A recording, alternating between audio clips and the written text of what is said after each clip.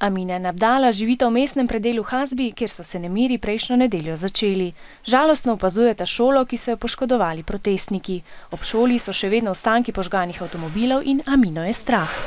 Jag känner mig så här, som att jag är i fara eller någonting. Takole so prejšnji teden izgledale ulice Hasbija, predmestja glavnega mesta Švedske, Štokholma. Med protestniki so bili večinoma mladi, ki so zažigali avtomobile in stavbe. Pravijo, da so protestirali zato, ker so bili jezni, saj nihče ne prisluhne njihovim težavam. Veliko jih ne najde dela, zato nimajo denarja za preživetje. V tem delu Štokholma v večini živijo priseljenci. Največ jih je iz Turčije, Bližnjega vzhoda in Somalije. Na Švedsko so prišli, da bi našli delo, nekateri so zbežali z držav, kjer so vojne. A pravijo, da tukaj niso enakopravni z ostalimi prebivalci Švedske. Otroci so se zaradi nasilja bali na ulico, Abdala po noči ni mogel spati. Fönstret så var det ganska läbbigt.